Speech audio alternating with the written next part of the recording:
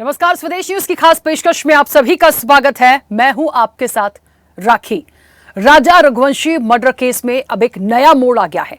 इंदौर के रहने वाले ट्रांसपोर्ट व्यवसायी राजा रघुवंशी शादी के बाद हनीमून पर मेघालय गए थे, मगर 23 मई को उनकी रहस्यमयी हालातों में मौत हो गई थी। उनकी लाश मौत के कई दिन बाद मिली। हत्या का इल्जाम उनकी नई नवेली दुल्हन सोनम रघुवंशी और उसके प्रेमी राज कुशवाहा पर है।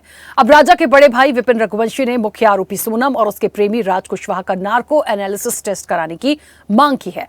विपिन रघुवंशी का कहना है कि सोनम और राज कुशवाहा एक दूसरे पर हत्या की साजिश रचने का आरोप लगा रहे हैं। इससे जांच को गुमराह किया जा रहा है। उनका मानना है कि इन दोनों के अलावा भी कई लोग इस साजिश में शामिल हो सकते हैं, जो अभी पुलिस की पकड़ से बाहर हैं। इसलिए नार्को टेस्ट जरूरी है, जिससे इन छिपे हुए किरदारों के नाम सामने आ सकेंगे।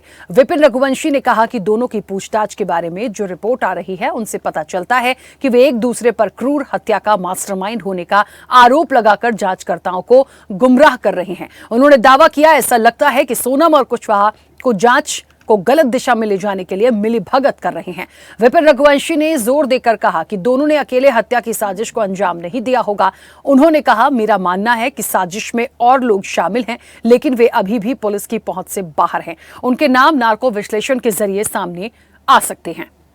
हम लोग सारस में हैं, नार्को टेस्ट की जांच होती कभी है, तो जिस प्रकार से सोनम और राज जो है दोनों पुलिस को गुमराह जो कर रहे हैं, तो हम लोग सारस में हैं, तो इसमें एक बार नार्को टेस्ट की जांच होती कभी है, तो इसमें सोनम कितना झूठ बोल रही है, ये सारी चीज़ें बाहर निकल जाएगी। सभी आरोपियों की बात सभी आरोपियों की, क्योंकि हमें जहाँ तक लग रहा है इसमें आरोपी जो है एक प्रकार से जो झूठ बोल रहे हैं, वो कहीं ना कहीं इसमें कुछ और निकल सकता है। देखिए, सोना के माँ बाप से तो मेरी अभी तक कोई बातचीत हो नहीं पा रही इसमें है। मेरा तो मानना यह भी है, तो अभी तक सोना के माँ बाप ने मीडिया के माध्यम से कुछ भी बयान अभी तक क्यों नहीं दिया है। जैसे कि अपने राज जो है वो कह रहा है, गोविंद कहता है, तो राज जो मेरे साथ में घर में 3 साल से राखी बांध रहा है, सोनम से राखी बांध रही है, हम लोग साथ में एक ही घर में बैठ के राखी बनवाते थे। तो ये जानकारी इसकी माँ को नहीं पता है क्या इस बारे में? तो मेरा खाली यही मानना है, तो उसके माँ बाप से जो है इस तरह से पूछताछ की जाए इसमें। तो अभी तक में आप लोगों ने ये बातें मीडिया से छुपे क्यों थी, पुलिस प्रशासन को बताया क्यों नहीं? तो गोविंद जो है एक और राज दोनों एक ही घर में राखी बनाते थे। राज हमारा जमाई नहीं है, राज हमारा वो बोलता है भाई है घर में सोनम का। इस प्रकार से इन्हें बातें क्यों छुपाई गई हमसे? और अभी तक में ना शादी में ना रोके में कहीं पे भी राज तक पाया क्यों नहीं गया? केस कितना लेके गया ये तो नहीं पता है। राजा लेके गया था 50 लेके गया था, जो कि दोनों हस्बैंड के हिसाब से लोगों ने खर्च करे होंगे। ये चीज़ें ज्वेलरी भी यही है, सोनम ने जो पहनी थी अपने बिना मंगलसूत्र था, अंगूठी थी उसकी, एक ब्रेसलेट था, उसका डायमंड ब्रेसलेट था डायमंड का। बाकी जो सामान लगता है वो ले गए थे। राजा भी घर की ज्वेलरी थी या नहीं, अपने घर की मिनी मंगलसूत्र अपने घर का ही है, अंगूठी अपने घर की जो है, और अपने मायका का कुछ भी नहीं है। और बाकी की जैसे रकम जो है अपने, जैसे रानी हार हो गया है, वो छोटा हार हो गया है, कान के हो गए 3-4 जोड़ कान के थे, अपने पायजब वगैरह थी, ये सब चीज़ें जो इसमें सब चीज़ें हमने पूछा था, तो उसकी मम्मी ने कहा था ये चीज़ें तो घर पे रखी हुई है। ईडी से के लिए हम इसको बोल रहे हैं क्योंकि इनकम टैक्स कुछ हो सकता है इसके बारे में, जो कि हमको लग रहा है, इसलिए हम बोला हमने। क्या तो हवाले का जो बीच में बच्चे लिखी भाई निकली है, तो हवाले में कहीं ना कुछ चल रहा होगा उन लोगों का, तो कुछ सच जो छुपा हुआ है वो निकल सकता है बाहर। देखिए, मैं मेघालय तरफ से जो है मैं संतुष्ट हूँ, और जिस प्रकार से वहाँ पर इन्वेस्टिगेशन चल रहा है वहाँ की पुलिस से संतुष्ट हूँ मैं, तो मुझे मेघालय जाने की जरूरत पड़ेगी नहीं। तो आपने सुना, राजा के भाई हैं विपिन रघुवंशी, और उन्हें ऐसा लगता है कि जिस तरीके से कौन इसका मास्टरमाइंड है, इनका एक नार्को टेस्ट किया जाना चाहिए। देखिए, जिसने अपने भाई को खोया है और सोनम का जो एक किरदार जो इन लोगों की नजरों में है, वो साफ तौर पर दर्शाता है कि किसी को भी यकीन नहीं हुआ था कि सोनम ऐसा कर सकती है। ये राजा के परिवार ने भी कहा कि हमें यकीन नहीं होता कि सोनम ऐसा कर सकती है। लास्ट तक यही बातें आ रही थी, जब तक गिरफ्तारी भी नहीं हुई थी, कि नहीं, ऐसा सोनम कर नहीं सकती, सोनम ऐसी नहीं थी, उसकी बातों से कभी ऐसा नहीं लगा। लेकिन अब जब पुलिस गिरफ्त में है, जब पूछताछ में ये एक निकालने की कोशिश की जा रही है कि कौन इसके लिए जिम्मेदार है, नार्को टेस्ट की बात क्यों आ रही है? क्योंकि राज जो आरोपी जिसको बताया जा रहा है, क्या वो मास्टरमाइंड है? वो कहता है सोनम मास्टरमाइंड है। इसके बाद ये सवाल आना शुरू हुए हैं कि इनका नार्को टेस्ट कराया जाए, और राजा के भाई को यह भी लगता है कि इस पूरे घटनाक्रम में कई और लोग भी शामिल हो सकते हैं। देखिए, अब इंदौर के राजा रघुवंशी की मौत की आरोपी पत्नी को देश भर में लोग सोनम रघुवंशी के नाम से जानते हैं, लेकिन आपको पता है कि मोहल्ले वालों के लिए वो सिर्फ बिट्टी दीदी है। यहां उसे कोई सोनम नहीं कहता, बड़े बिट्टी तो छोटे उसे बिट्टी दीदी कहकर बुलाते हैं। पड़ोसियों का कहना है कि सोनम के दिमाग में कैसे ये सब आया, अब क्या बताएं। मोहल्ले में रहती थी तो उस हिसाब से जानते हैं कि सोनम अच्छी थी, उसे बचपन से देखा हुआ है। हम लोगों के साथ धार्मिक आयोजन में साथ रहती थी, माता जी बैठाते थे तो हमारे साथ पंडाल बनवाती थी। ये हम बचपन से देख रहे हैं। मोहल्ले में भागवत कथा करते हैं। आज जो उसने गलत किया है उसकी वजह से पूरी गली बदनाम हो रही है। लोग बहुत अच्छी गली बोलते थे, कहते थे कि यहाँ बहुत अच्छे लोग रहते हैं, लेकिन आज उसने पूरी गली और मोहल्ले को बदनाम कर दिया है। देखिए, अभी जो चर्चा चल रही थी वो यही थी, सोनम हो, राजा हो, उनके घर वालों को कभी लगा नहीं कि सोनम ऐसा कैसे कर सकती है, या सोनम के मन में या दिल में ऐसी कोई बात क्या थी, ये किसी को यकीन नहीं हो रहा था। राजा की मम्मी तक ने कह दिया, मुझे नहीं लगता कि सोनम ने क्यों किया, ये बड़ी जांच का विषय है कि क्या करवाया गया। वो खुद अपनी बहू को लेके सुनने को तैयार नहीं थी, लेकिन जैसे जैसे इस पूरे मामले की परतें आना शुरू हुई, इसने कई सवाल खड़े कर दिए। अब जो अपने मोहल्ले में बिट्टी और बिट्टी दीदी के नाम से जाना जाती थी, बच्चों को गरबा डांस सिखाया करती थी, लोग कह रहे हैं कि हमने कभी उसको ऐसे देखा ही नहीं, उसके मन में ये सब कैसे आ गया, ये वाकई एक बड़ा सवाल है। इंदौर के चर्चित राजा रघुवंशी हत्याकांड में पुलिस जांच में लगातार नए खुलासे हो रहे हैं। जानकारी के अनुसार आरोपी विशाल चौहान ने देवास नाका के हीरा बाग की एक बिल्डिंग में अपने ही नाम से फ्लैट बुक कराया था। फ्लैट बुकिंग के दौरान विशाल ने 3 महीने का किराया एडवांस में जमा किया था। बस एक बात की जो जानकारी है वो प्रॉपर्टी मैनेजमेंट फर्म के मालिक शिलोम ने दी है। पुलिस के मुताबिक राजा रघुवंशी हत्याकांड सोची समझी साजिश के तहत रची गई थी, जिसमें शिलोंग पुलिस ने पहले ही जानकारी दी थी कि राजा की पत्नी सोनम रघुवंशी देवास नाका इलाके में कुछ दिनों के लिए रुकी थी। जांच में यह भी सामने आया है कि विशाल चौहान ने उक्त फ्लैट वर्तमान मकान मालिक द्वारा कमरा खाली करवा लिए जाने की बात कहकर लिया था, जिसमें उसने इस फ्लैट में अपने भाई और बहन के रुकने की बात कही थी। पुलिस सूत्रों का कहना है कि हत्या की साजिश काफी पहले रची गई थी और फ्लैट बुकिंग, किराया, भुगतान और एग्रीमेंट जैसी सभी गतिविधियां पूर्ण नियोजित थीं। अब मामले में तकनीकी साक्ष्यों और कॉल डिटेल्स के आधार पर आगे की जांच की जा रही है। विशाल सिंह चौहान रात 30 मई को रात को शाम को रेंट पे लेने के लिए फ्लैट में से मिलने आया था। उनका ये कहना था कि मेरे जो करंट जगह पे जहाँ मैं रह रहा हूँ वहाँ पे मेरे मकान मालिक से कहा सुनी हो गई है, उस कारणवश वो मेरे से कह रहे हैं कि मैं इमीडिएट फ्लैट खाली कर दूं। तो ये मामले जो होते हैं इस तरह के, ये हमारे रियल एस्टेट में बहुत कॉमन होते हैं, उनकी कहा सुनी हो जाती है कई बार मकान मालिक और ओनर में। तो हमें बहुत नॉर्मल लगा वो चीज को सुन के। तो उनके पास सब अमाउंट भी था 2+1 देने के लिए, आधार कार्ड भी उन्होंने दे दिया, वेरिफिकेशन भी करवा दिया पुलिस का और एग्रीमेंट पे भी साइन कर दिया। ये सब वेरिफिकेशन प्रोसेस होने के बाद मैंने उनको चाबी दे दी फ्लैट की। फिर रात को 11 बजे मेरे पास कॉल आया उनका एक और बार कि भैया हम थोड़ा लेट हो गए हैं, अभी आप जा सकते हैं क्या बिल्डिंग पे। तो मैंने उनको मना कर दिया कि नहीं, अभी 11-12 बज गए हैं, चौकीदार सो जाता है, तो आप अभी मत जाइएगा।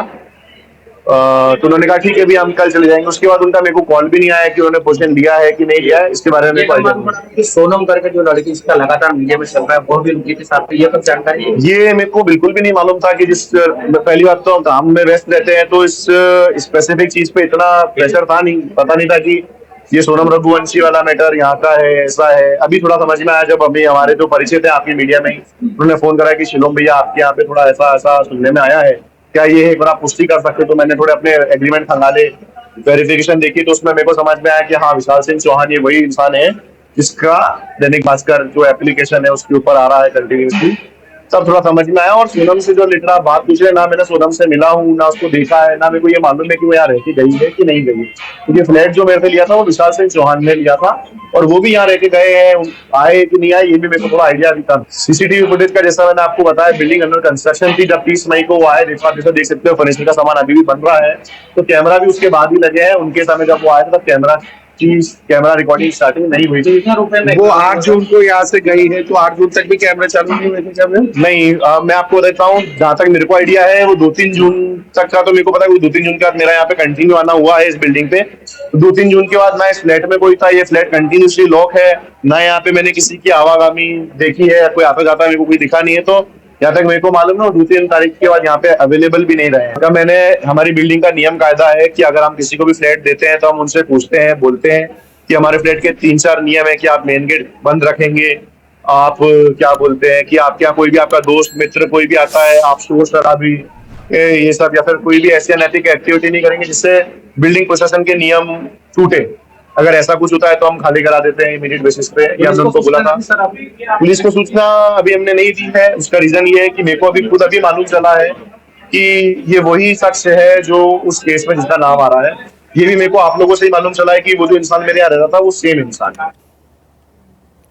देखिए इस पूरे मामले में कौन कौन आरोपी है और सोनम ने क्या कुछ कहा है। मेघालय पुलिस के अनुसार सोनम ने अब कबूल कर लिया है कि उसने अपने पति की हत्या की है। उसने कथित तौर पर पुलिस को बताया कि उसने अपने हनीमून ट्रिप पर जाने और हत्या की योजना बनाने में मदद करने के लिए अपने संदिग्ध प्रेमी राज कुशवाहा को 50,000 रुपए दिए थे। बदले में राज ने कथित तौर पर 3 लोगों विशाल सिंह, आनंद कुर्मी और आकाश राजपूत को एक यात्रा पर ले जाया और वाकई में उन्होंने जिस तरीके से वेई सवाडोंग फॉल्स के पास खून खराबे में इस पूरी कहानी को समाप्त किया। 23 या 24 मई तक राजा की मौत हो चुकी थी। कई दिनों तक उसका शव एक खाई में पड़ा रहा। उसके बाद ही कोई उसे खोज पाया। पुलिस का कहना है कि सोनम और राज पूरी यात्रा के दौरान लोकेशन शेयरिंग ऐप के जरिए संपर्क में रहे। हत्याकांड के सिलसिले में अब तक पुलिस ने सोनम रघुवंशी और उसके प्रेमी समेत 5 लोगों को गिरफ्तार किया है।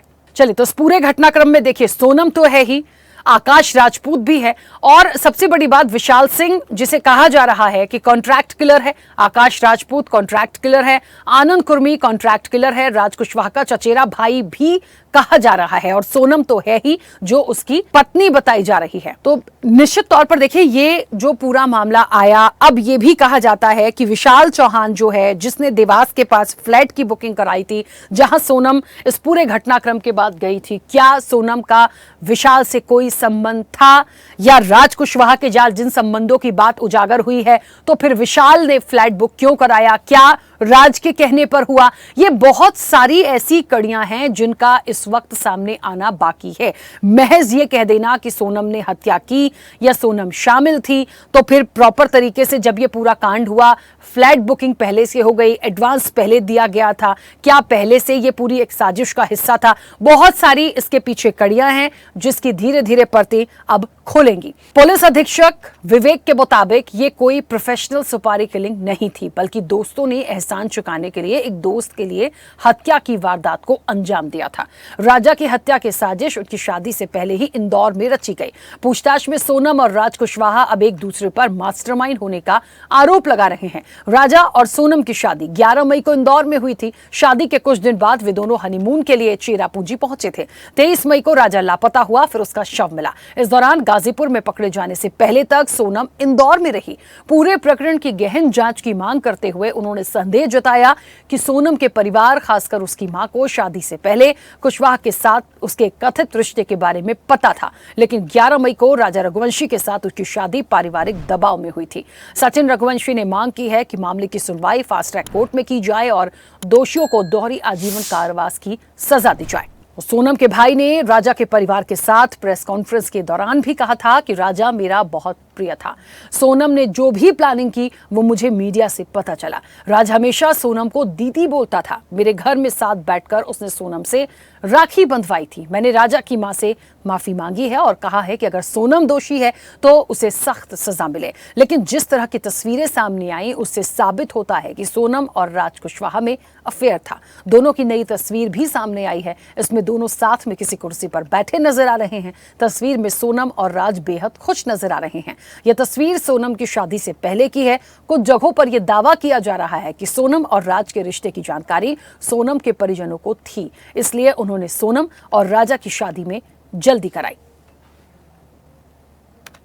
देखिए कड़ियां बहुत हैं और बहुत सारी बातें आ रही हैं।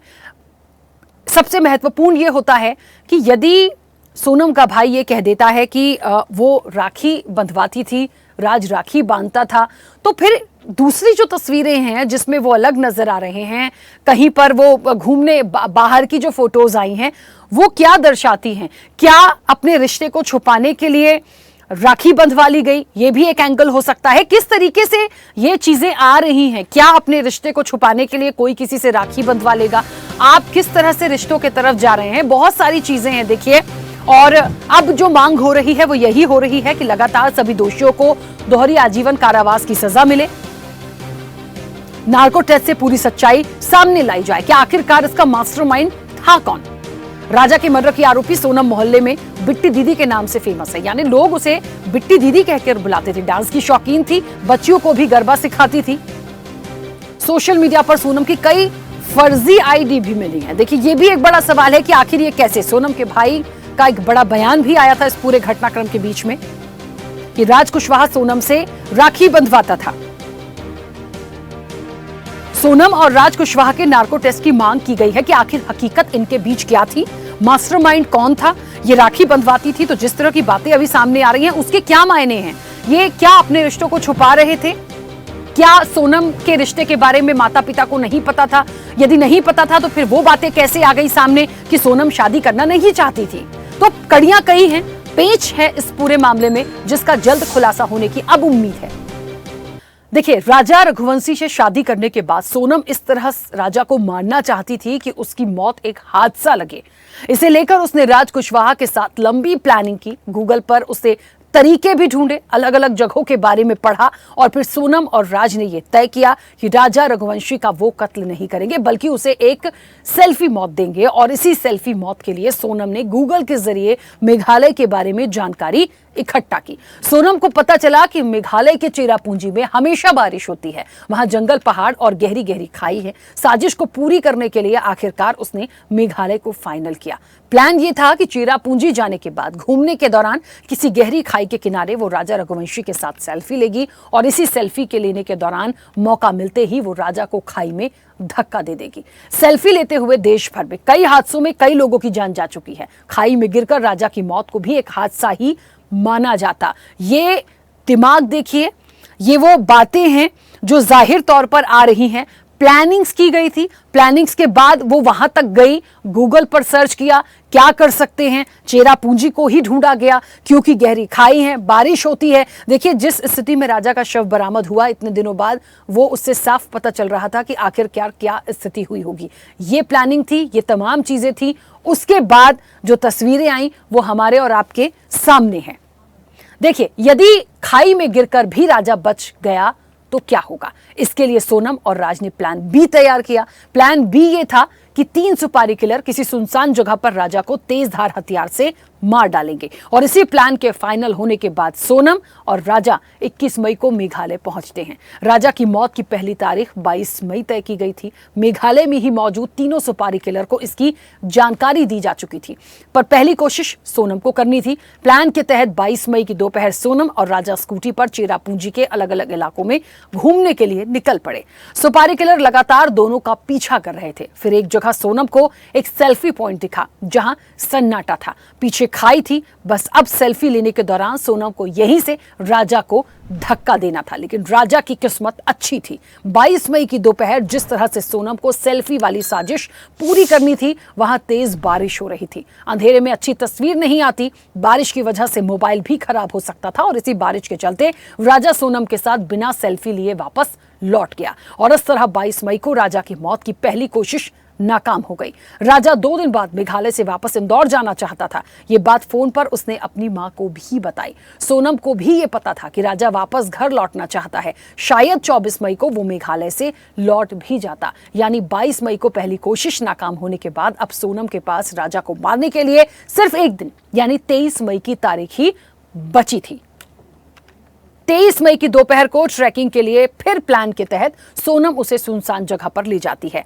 एक ऐसी जगह जहां तक पहुंचने के लिए 3000 स्टेप चढ़ना और उतरना है, मगर उस जगह पर कोई ऐसी खाई नहीं थी जहां राजा को धक्का दिया जा सकता था। सुपारी किलर राजा से दोस्ती कर साथ साथ थे। सोनम के पास राजा को मारने का ये आखिरी मौका था, इसलिए उसने सेल्फी मौत देने की बजाय सीधे सुपारी किलर को राजा को मार देने का इशारा किया, जिसके बाद सुपारी किलर ने तेज धार हथियार से राजा को मार डाला। अब सवाल यह है कि सोनम राजा की मौत को हादसा क्यों दिखाना चाहती थी। तो साजिश का दूसरा पहलू यही था। असल में सोनम और राज ने मिलकर जो प्लान बनाया था वो ये था कि हनीमून के दौरान अगर फिसल कर सेल्फी लेने के दौरान राजा किसी खाई में गिर जाता है तो उसकी मौत हो जाती है, तो कोई भी सोनम पर शक नहीं करेगा, हर कोई इसे हादसा ही मानेगा। इसके बाद सोनम कुछ वक्त तक विधवा का एक किरदार निभाएगी, फिर मौका देखते ही घर वालों के आगे राज के साथ दूसरी शादी का जिक्र छेड़ देगी। एक जवान बेटी के विधवा होने के बाद तब शायद सोनम के घर वाले भी इस बात के लिए राजी हो जाते, लेकिन सोनम और राज की सारी साजिश पहले ही खुल गई और सभी आरोपी अब सलाखों के पीछे हैं। चलिए, तो एक साइलेंट किलर सोनम उर्फ बिट्टी, कैसे सोनम बिट्टी थी और बिट्टी से कैसे सोनम हो गई और इसके बाद एक साइलेंट किलर बन गई, ये अपने आप में एक बड़ा सवाल है। देखिए, पूरी परतें, पूरी कहानी, पूरी चीजें हमारे और आपके सामने हैं, लेकिन एक बड़ा सवाल, बड़ा संदेश यही है कि आखिरकार ये कैसे हो गया। ये जो प्लानिंग थी, ये इस तरीके से उसने मनगढ़ंत तमाम चीजों को लाया, सर्च किया, क्यों? अभी भी ये एक बड़ा सवाल है और मुझे ऐसा लगता है जहां तक ये जांच आगे बढ़ रही है, चीजें सामने आ रही हैं, एक और बड़े खुलासे होंगे। क्या और भी इसके पीछे कोई, ये भी एक बड़ा सवाल होगा। फिलहाल खास पेशकश में इतना ही। बने रहिए स्वदेश न्यूज के साथ, सबसे पहले देश। ऐसे ही वीडियोस के लिए लाइक करें, शेयर करें, फॉलो करें, यूट्यूब पर जाकर सब्सक्राइब कर बेल आइकन दबाना ना भूलें और ताजा अपडेट्स के लिए स्वदेशलाइव.com पर जरूर जाएं।